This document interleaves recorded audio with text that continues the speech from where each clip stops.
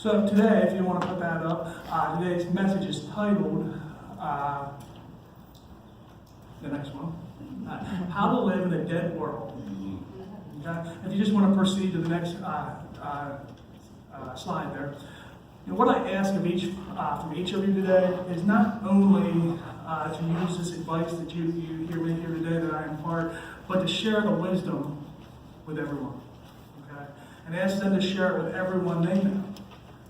And the same thing, on and on and on. Let's make it go viral, as the kids say nowadays. Let's make this global.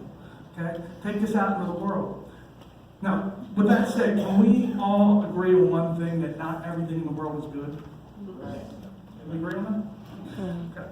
Can we also agree that not everything in the world is beautiful? That's right. Are those reasonable things to say? I think so. Can we? I think we need to realize that real evil exists in the world. Okay. A lot of times, people they try to just be blinded by it and act like it's not there. And a lot of people don't want to use that word evil. Okay, but that's what it is. There's evil in the world. Now, I passed out some newspapers, and I just want you to kind of glance down at them, and I highlighted some things on them, okay?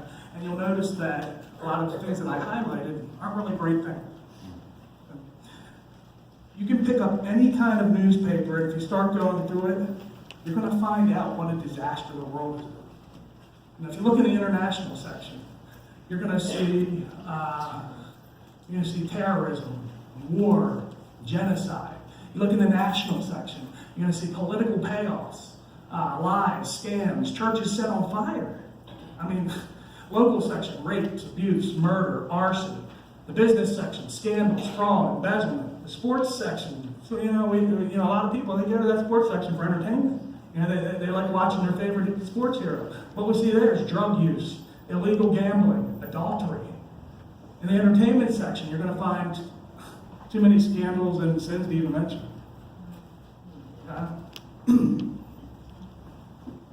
No rational person can deny that real evil, exists in the world. Amen? Okay. So let's look at point 1 here, and let's read it out loud together. Go back. Let's read it out loud. Sin is the reason for evil in the world. Okay. Sin is the reason for evil in the world. So let's explore sin a little. Where did sin start? Amen. Started in the Garden of Adam and Eve. Romans 5:12, which is on the next screen, it says, in fact, that sin came into the world because of what one man did. Okay?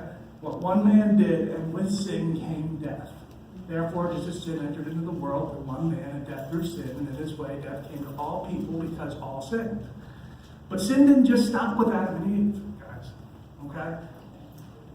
We've all been culprits of this.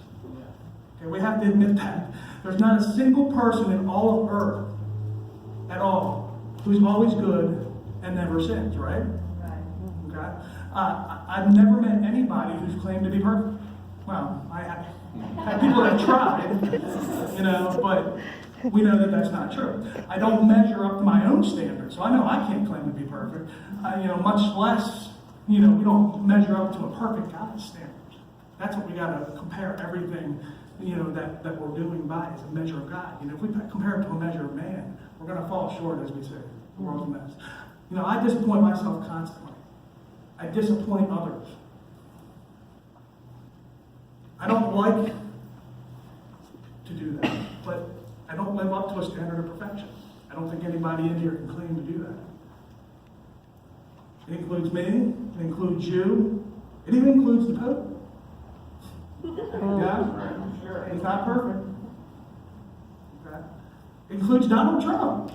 Donald Trump's not perfect, okay? It includes every single player on the Clemson football team.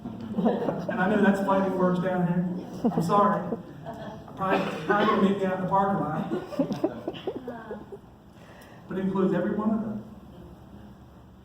It's really important that you get this fundamental principle. If you walk out with nothing else today, walk out with that.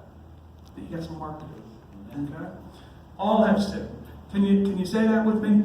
All have sinned. Okay, and I like you to repeat things because I just wanted to sit there. I want you to just grasp the principle.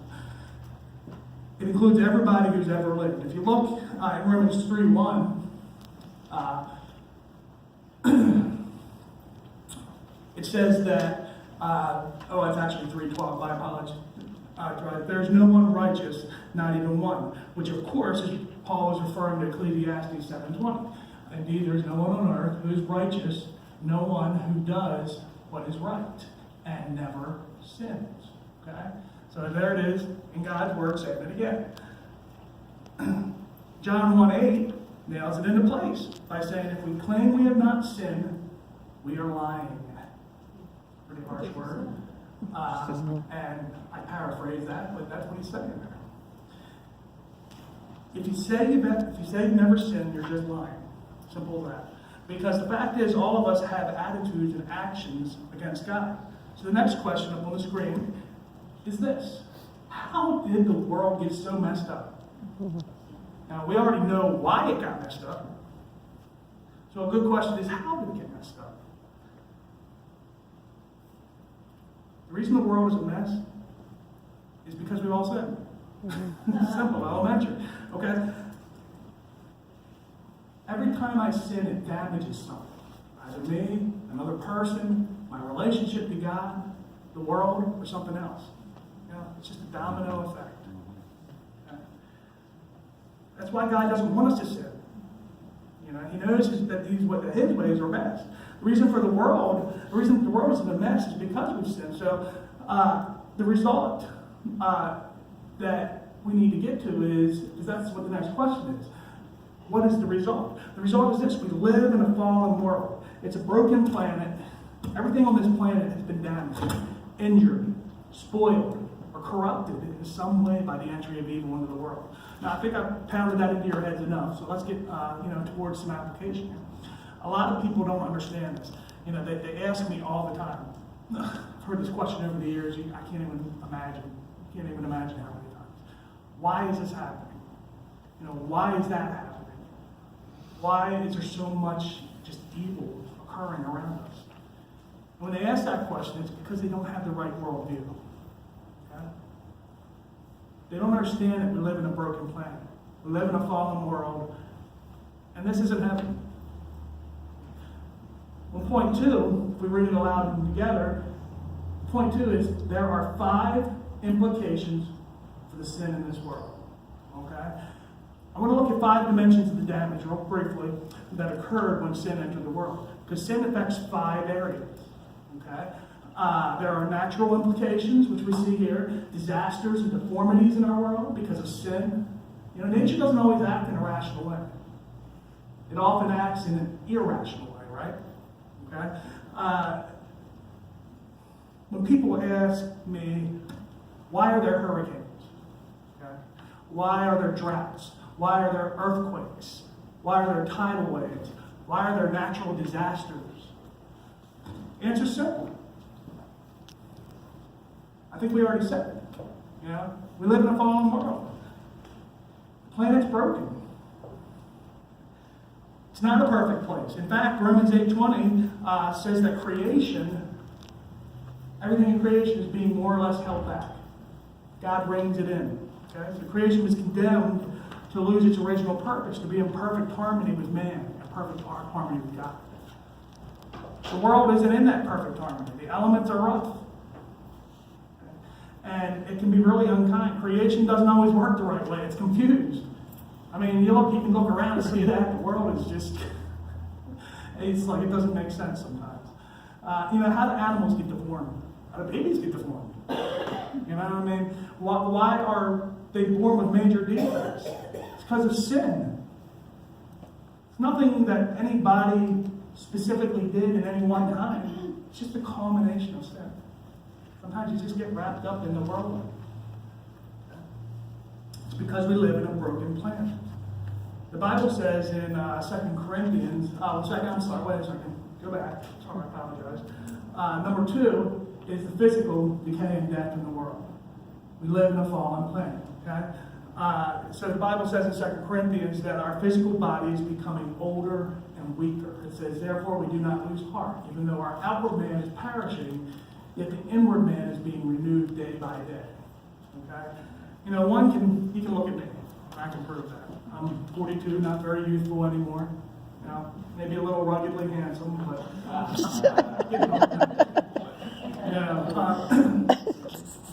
there's no perfect bodies, guys. Okay? I'm sure you all feel the effects of age. We can dress it up, we can cover it up, but if you're anything like me, you have what I call a furniture problem, where your chest drops into your drawer.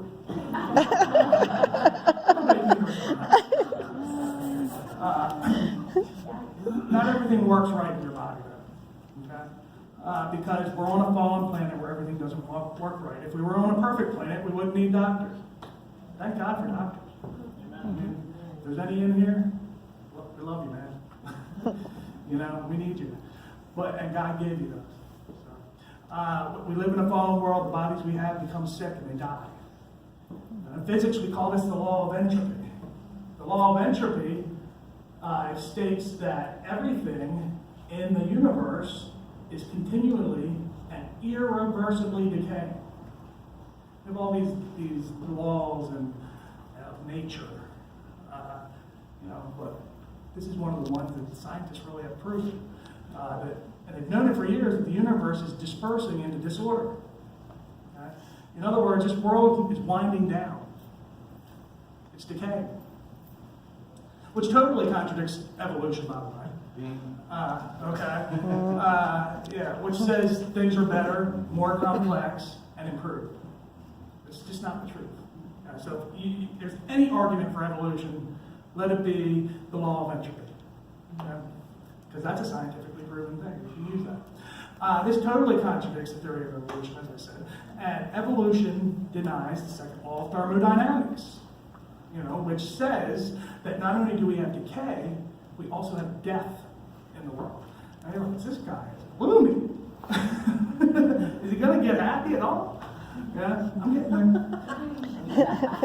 One of the reasons we die is that God doesn't want us hanging around in an imperfect planet. Okay? To live on a fallen planet for eternity, that would be hell, if you ask me. Okay? Thank God I don't live to be 1,000 years like Adam did. Because if I had to live here 1,000 years, I don't know what I'd do. To live on a fallen planet is just not his plan. God says, I didn't make you to live in a place of imperfection forever. I made you to live in a place of perfection forever. Okay? One day God's going to shut this earth down because he's prepared a place for each of us in eternity. So number 3 is that we have an emotional distress and disappointment because of our sin. You get stressed out and disappointed because you live on a fallen planet. This whole let's back up a little. I don't know if you've noticed it or not, but most things that are happening around us, they don't live up to the hype. Okay? That's what a lot of what's going on around us. It's just a lot of hype. Most things are overrated. As a pastor, I've worked with a lot of young couples over the years, and they spend so much energy on their wedding. Okay? I've done some premarital counseling, and a lot of the stuff that I see in there are things like, where are we going to put the candies? Okay? What kind of bag are the candies going to go in? That kind of stuff. What color are the candies? I've always thought if they spent that much time in preparing for the marriage, instead of preparing for the wedding, we probably would have fewer divorces, and maybe stronger marriages. And don't get me wrong, guys, I'm not perfect. I'm just preaching to you from some experience and trying to just make a point here. Okay? So don't get me twisted. We all have our imperfections. Let's go to point 4 there with this. The fourth result of living a fallen world is relational distance and discord. When Adam and Eve sinned, it not only alienated them from God, it alienated them from each other. All of us have had to deal with that ever since. All the marriage problems and familial problems in life, they come down to one word: sin. I want what I want. Okay? The bottom line is this: you either grow up or you grow apart. And this doesn't just apply to marriage. It applies to our marriage to life, and to Jesus. You either have to grow up or you have to grow apart. And those are your options. In your marriage, you're either going to grow up and learn to be unselfish and think of the other person. Okay? I'm preaching from experience. My wife will tell you, I got issues sometimes. So, and like Pastor Jim said last week, we need those wives to get us in place.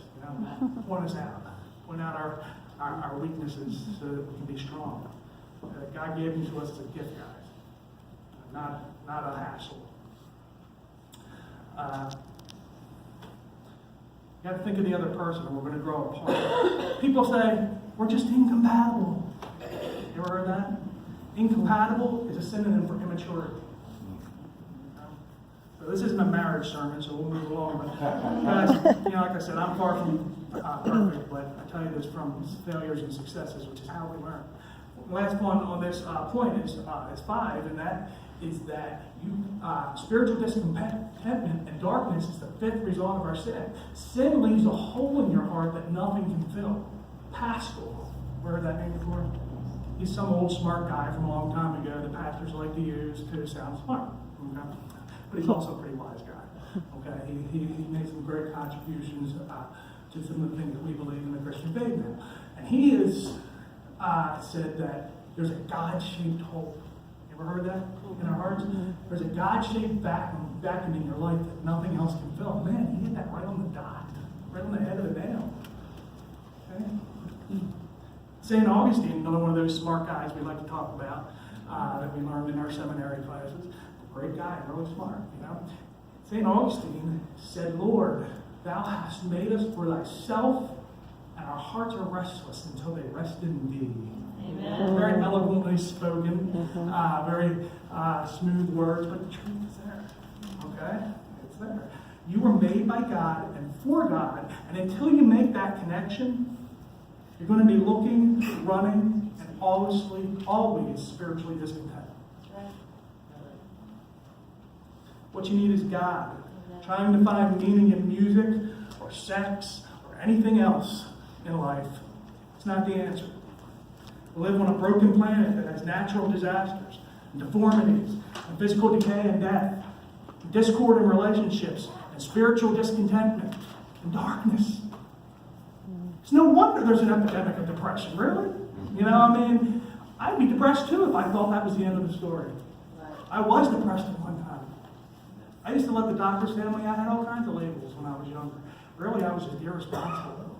I'm not saying that depression is not real. Okay? I'm just saying that a lot of times what we consider to be depressed is us being irresponsible. To make the right choices to make us happier. To let God take control of it. And I'm not saying that as like any sort of like measure. Don't stop taking your depression meds or anything like that, guys. You're struggling with that. Walk your walk. Okay? But there's some good news, and that is that you can be happy in a world full of pain and suffering and broken relationships and bad memories. You can be happy in that. Okay? How can you be happy? You can get happy on a planet that has all those problems. I truly believe, and I've seen it in action, that the antidote to depression is the embracing of Lord, you're all I need. That's what it is. It's embracing. That's where the medication begins. Okay? Sometimes it's a little bit of a road we got to take. But, he's got to do some chiseling and some hammering, and it hurts. You have no idea. You have no idea. I've been there, done it. It's the key to happiness, though, in a broken, messed up world. Don't put your trust in people. Okay? Trust God and love people. Right? That's where that's where you begin to mold a path here and to cut a path. Too many people, and I'm not saying don't trust your wife and your people in your life. I'm saying don't put all of your trust in them because they're going to let you down. They're broken too. You just gotta love them and we'll get through it together. Okay? God gave us relationships to do it together. Okay? Don't put your trust in circumstances because they're going to disappoint you. Okay? You don't put your trust in things because they're not going to last. You know, your car out there is going to break down. Yeah, it will. Put your trust in God and say, Lord, you're all that I need. Let's read the last point together and aloud, please. God is in control of this world. Actually, I have a last external point, but this is our last main point. We see the reason the world's in a mess, and it's sin. We know that we've blown it, I've blown it, you've blown it, and we've seen the results. Okay? So now that that's laid out there clear as a bell, let's hear this question I get often. Up on the screen, please. Why doesn't God just shut the earth down? When he looks down and sees genocide, suicide, war, rape, murder, people hating each other, people cheating on each other, all those kind of things. The best I can say is that although the world is broken, God's still in control. Okay? And history is moving towards a climax. We see in 2 Peter 3:9, it says, the Lord is not slow about his promise, as some count slowness, but patient is towards you, not wishing for any to perish, but for all to come to repentance. This reveals to us that the Lord isn't really being slow about his promise to return, as we think he is. We've been looking for his return for thousands of years. Right? Are you kidding me? Seriously, Lord? Can you speed it up a little? That's what we think in our earthly hearts. But he has a plan for it all, okay? Here's the real answer. The real answer is that he's being patient for your sake and my sake. Believe me, if he came 10 years ago, I think I might be burning in hell right now.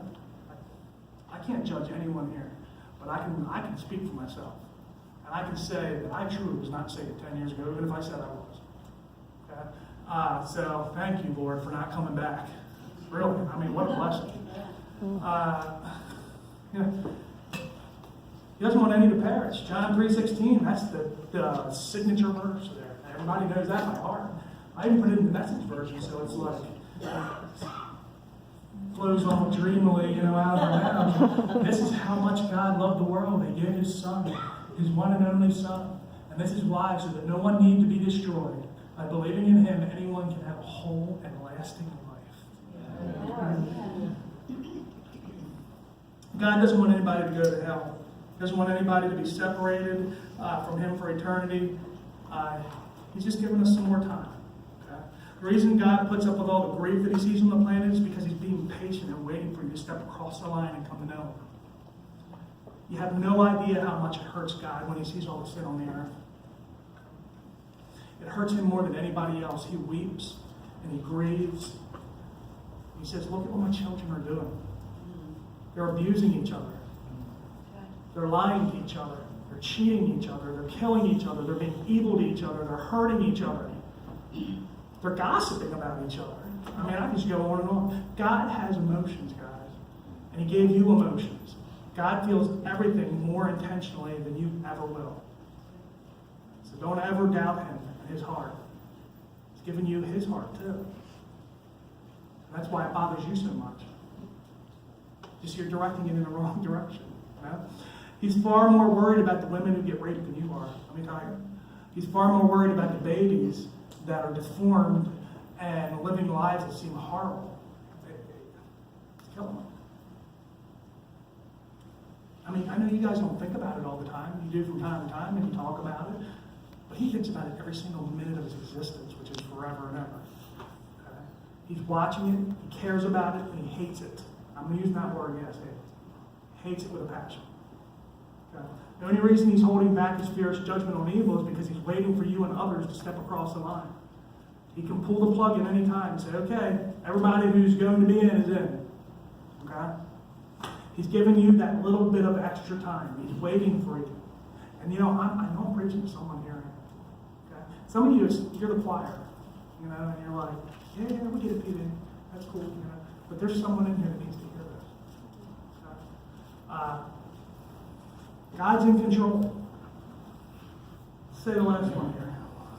We must respond to God's control of this world.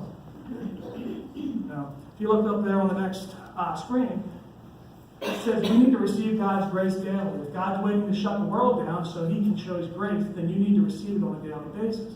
Remember, this place is temporary. Don't get too caught up in this fallen world.